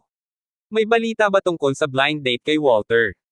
Stacy, ang Walter na iyon ay tumanggi sa kahilingan ng blind date. Ah, kinailangan ni Lance na magsinungaling sa kanila. Paano kasi? Isipin mo, hindi sinaktan ng iyong tiyuhin si Logan Woo noon, at ngayon na ang iyong tiyuhin ay pinatay na ni Logan Woo, tiyak na ayaw din ni Walter Zoo na masaktan si Logan Woo. Tama, ngunit ano ang sinasabi ng panig ni Megan? Kausapin mo si Megan ng maayos, hayaan mo si Megan magbukas ng kaunti. Okay, so sasabihin ko sa kanya, about Walter. Whatever. Hindi na naabala si Lance sa bagay na iyon, nagtitiwala na si Stacy na ang bahala dito. Pagkatapos noon, pumunta si Lance sa Star para turuan si Star kung paano magsanay ng Great Escapement. Malaki ang pasasalamat ni Star. Kinagabihan, natapos si Lance at bumalik sa kanyang tinitirhan. Umupo si Megan sa harap ng kanyang bahay na nakatingin sa pinto, ang buong tao ay walang gana, 9 sa bawat 10, sabi ni Stacy sa kanya. Umupo si Lance sa tabi ni Megan. Sinabi ni Megan, kung narito ka para kutsain ako, sabihin mo lang. Bakit naman kita kukutsain, pamilya ko rin kayo. Hey! Ngumisi si Megan. Ako ang lolo ni Stacy, hindi ba tayo pamilya? Nakikita mo kung gaano ka ka-depressed, sigurado akong nasabi na sa iyo ni Stacy ang katotohanan na hindi ka nagustuhan. Ngunit dapat mo ring maunawaan na ang Walter Zoo na iyon ay dahil lamang maganda ka, kung hindi sinaktan ni Erlong yang si Logan Woo, baka nakipag-blind date siya sa iyo, pero hindi magtatagumpay ang blind date, sa karamihan ay nakitulog siya sa iyo ng ilang taon at tapos itinapon kita. Iyon ang iniisip mo, may tiwala ako sa sarili ko, kahit na hindi ako kasing talino ni Walter Zoo, ngunit ako, si Megan, ay nasa numero 1 man lang sa huling yugto ng Human Immortal sa Yunluo Immortal Kingdom. Together with ang ganda ko, hindi nakakagulat na katapat ko si Walter. Pero sa kasamaang palad, ayaw niyang makipagsapalaran, kaya dapat mamatay ka na rin, makakahanap ka ng mas mabuting lalaki kaysa kay Walter. Ibig mong sabihin ikaw. Ilang kalye ka sa likod ni Walter. Haha, ang sama ko sa paningin mo, ayos lang, hindi ako nagsasawang magteorya sa'yo, isipin mo na lang kung anong gusto mo. Tumalikod si Megan at naglakad palayo, mukhang naliligaw. Sa susunod na 7 o 8 araw, pumunta si Lance sa Star araw-araw upang tulungan si Star na magsanay ng Great Escapement.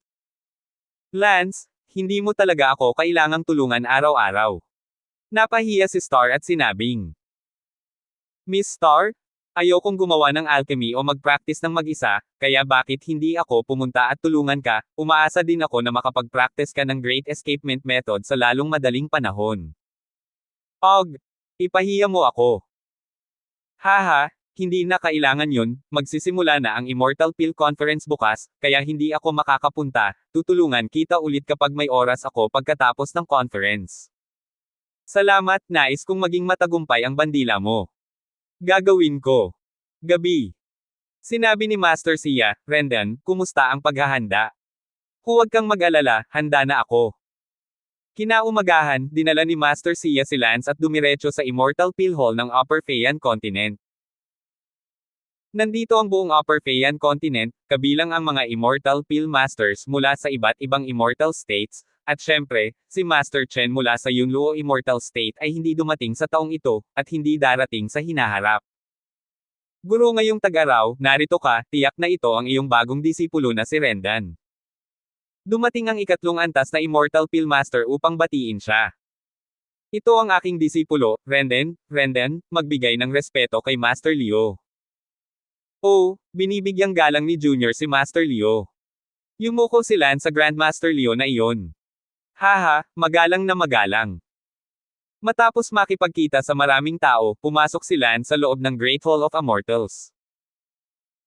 Sinabi ni Master Imasiya, mayroong higit sa 100 third grade Immortal Masters sa buong Upper Feian Continent, at halos bawat isa sa kanila ay may mga disipulo. Ang ilang third grade Immortal Masters ay makapangyarihan sa kanilang sarili, kaya hindi nila kailangang umasa sa kanilang mga alagad upang magdagdag ng kaluwalhatian sa kanila, habang ang ilan, sila ay karaniwan sa kanilang sarili, kaya't nais nilang ang kanilang mga alagad ay magdagdag ng kaluwalhatian sa kanila. Oh, Master, makapangyarihan ka ba, o hindi? Tanong ni Lance. Ngumiti si Master Siya, kabilang ako sa mga master ng Immortal Pill sa ikatlong baitang, at pinipino ko lang ang ikatlong baitang, ika-6 na baitang Immortal Pills kapag naglaro ako ng pinakamahusay. Grade 3 hanggang 4th grade Quality Immortal Pills. Kaya, wala akong masyadong mataas na katayuan sa Upper Feian Continent Immortal Pill World, kaya kailangan mong ipaglaban ako. Oo naman. Sa sandaling ito, isang malakas na sigaw ang nagmula sa labas, dumating na si Master Green King. Tumahimik ang buong palasyo, tumingin ang lahat sa pinto, ilang segundo ang lumipas, pumasok ang isang matandang lalaki na may berdeng buhok, sinundan siya ng isang babae, ang babae ay walang katulad na ganda at napakaganda ng figure, si Trisha iyon. Pagbati kay Master Green King. Master Green King, hello. Nauutil ang lahat para magbigay galang. Sa sandaling ito, gayunpaman, si Master Tisksha, na nasa tabi ni Lance, ay nakatingin sa kanya na may galit sa kanyang mga mata. Noon, kung hindi dahil sa kasuklam-suklam na Green King Master, marahil, ngayon si Master Tisksha ay pang-apat na Grade Immortal Pill Master, o kahit isang ika-5 baitang. Gayunpaman, ang Siya Master na ito ay hindi nang ahas na ipakita ang kanyang pagkamuhi ng labis, kung sakaling malaman ng Green King ang kanyang tunay na pagkatao, tiyak na hindi siya pababayaan ng Green King. Galit sa Green King. Noon, kung hindi ni-rape ni Master Siya at pagkatapos ay pinatay ang fiancé ng Green King, hindi sana na-trauma ang Green King, kaya siguradong isa na siyang 5th grade Immortal Pill Master ngayon. Sa madaling sabi, pareho silang nasusuklam sa isa't isa na may nagngangalit na mga ngipin. Sa sandaling iyon, nakita ni Master Trisha si Lance at talagang lumakad papunta kay Lance. Rendan, dumating ka rin. Ngumiti si Master Trisha kay Lance. Hindi inaasahan ni Lance na si Trisha ang magkukusa na batiin siya, na agad na naging tinag sa panig ng maraming kabataang talento sa buong pagtingin ng publiko. Kaya tuloy, sa labas ng pangunahing bulwagan, maraming malalakas na henyo na hindi Immortal Pillars ang tumingin kay Lance nang may babala, na parang binabalaan si Lance na layuan si Master Trisha.